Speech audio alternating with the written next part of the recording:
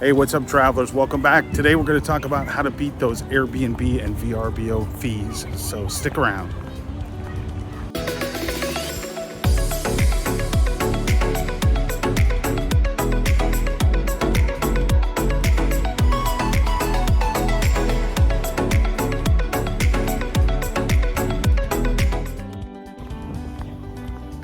All right, so I'm taking you on a walk on Ala Moana Beach Park. A little windy today, so I may have to overdub the audio on this.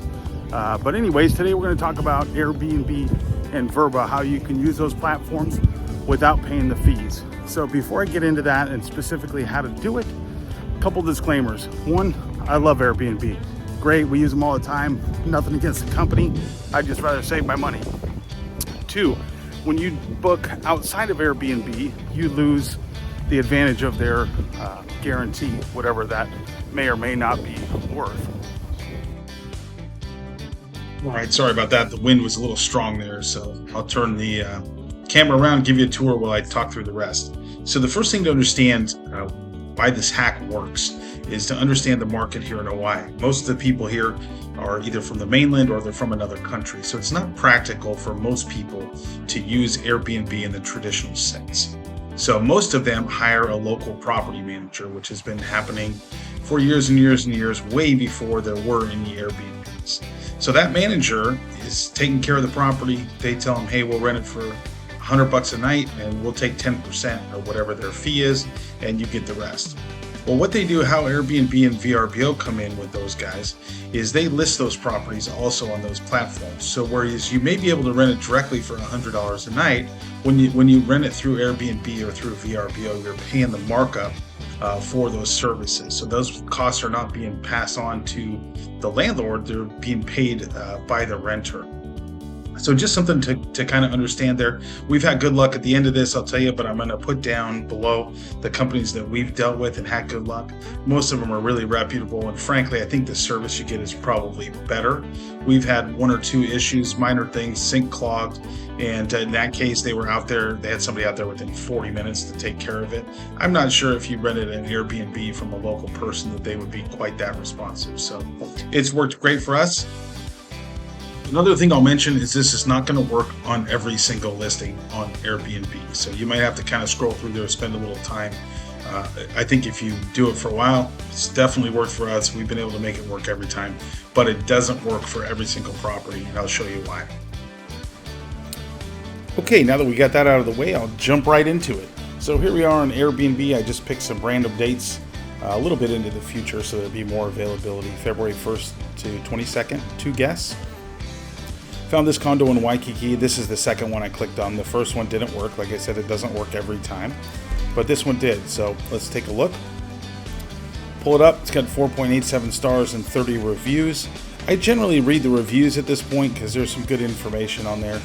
One word of caution, don't always trust the star rating, because you might get somebody that canceled last minute and they leave a 1-star review because they lost their deposit or things of that nature.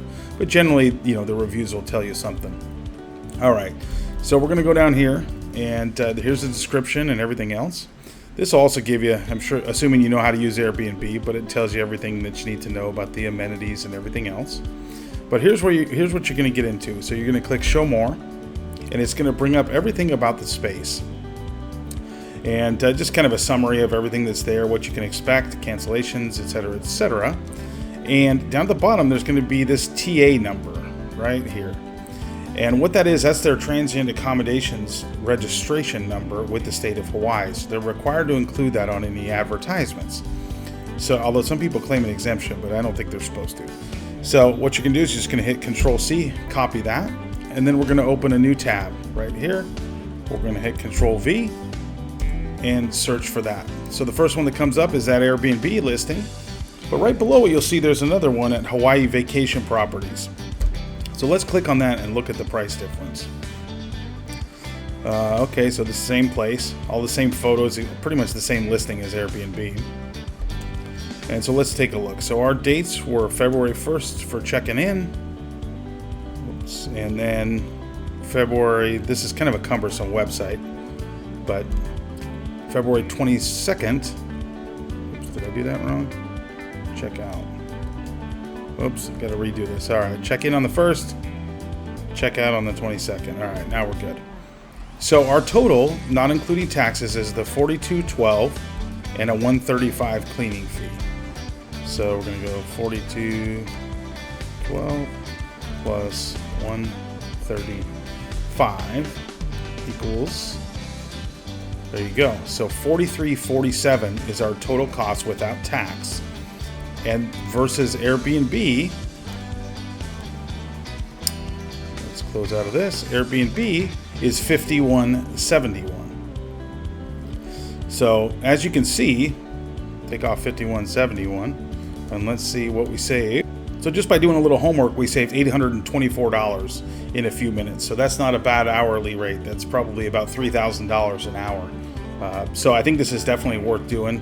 Give it a shot. Hopefully this video helped you out. If it did, hit that like button. Go ahead and subscribe. We're going to have lots more Hawaii videos and lots more travel related videos. This hack may work other places too. I don't know. I've just used it in Hawaii. We've used it 6 or 8 different times. And I will put a link below to a lot of the agencies that we've used here. Also, if you're interested in trying to book direct. So that's it. I'll leave you with a little beach footage.